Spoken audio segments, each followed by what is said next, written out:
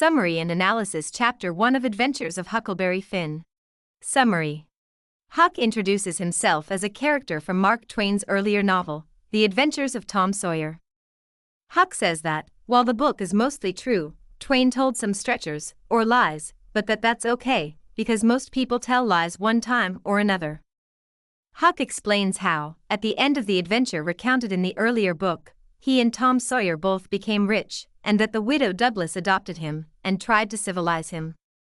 However, Huck became bored with the widow's decency and regularity and ran away, but at last, reluctantly returned when Tom told Huck that, if he returned, he could be part of Tom's gang of robbers. After Huck returned to the widow Douglas, she wept, dressed Huck in new clothes that made him uncomfortable, and again imposed on him a life of punctuality and manners. For example, the widow Douglas requires that Huck not begin eating his dinner immediately after it is served, but that he wait until she grumble, or pray, over it. Huck says, though, that the food is good, even though each dish is served by itself. He prefers it when dishes are served together so that the juice swaps around. The widow also imposes Christian values on Huck.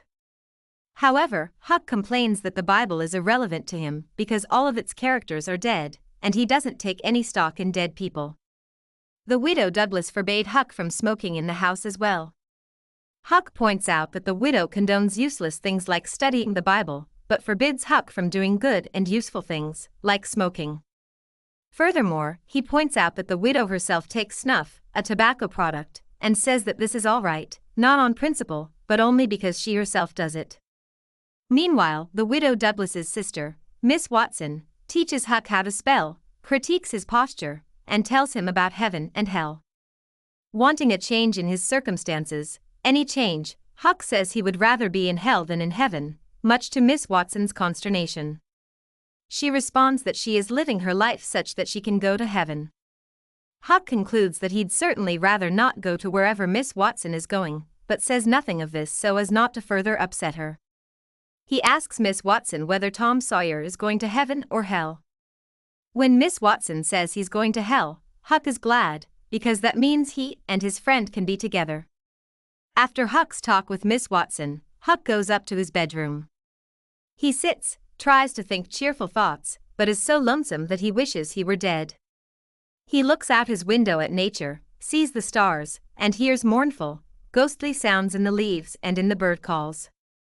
A spider crawls on Huck's shoulder. Huck flicks the spider into a candle, where it burns. Huck, frightened, takes this as a sign of bad luck.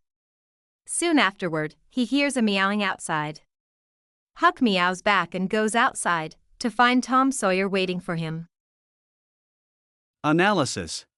Though society, as represented by the widow Douglas and Miss Watson, would condemn all instances of lying, Huck is a realist, able to look beyond the rigid rules of society in forming moral judgments. He recognizes that people lie and that, in some situations, lying is okay. Huck grows bored of societal rigidity and runs away, only to be convinced to return by Tom Sawyer's imaginative games, which promise a kind of adventure, if not real adventure. The rules of society are sometimes ridiculous to Huck, like praying before a meal, especially when one's prayer sounds less like thanks than a grumbling complaint. Huck is also intuitively against how society separates things with arbitrary boundaries, like food here, but later, classes and races. Just as Huck likes the juices of his food to mingle, so too is he inclined to cross societal boundaries in service of what his heart tells him is right. Such boundaries, like religion, serve the dead. Huck cares about the living about life. The widow Douglas is good and kind, and yet, like many members of society, she can be a hypocrite. What motivates her hypocrisy is self-interest. Though she condemns Huck for smoking, the widow doesn't condemn snuff because she herself takes it. Huck is frustrated with society as represented by Miss Watson's lessons by its strictness, its empty rules about how one must be and look, and he knows that society needs to change somehow. He wants to go to hell because it sounds better than his current circumstances, less boring and more accepting. This choice foreshadows Huck's later choice to be damned in Saving Jim.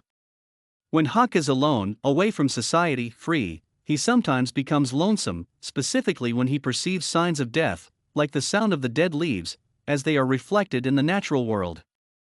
Such a feeling is only exacerbated by Huck's childish superstitions, like his reading of the burning spider as a sign of bad luck. This lonesomeness is relieved when Huck is with friends like Tom.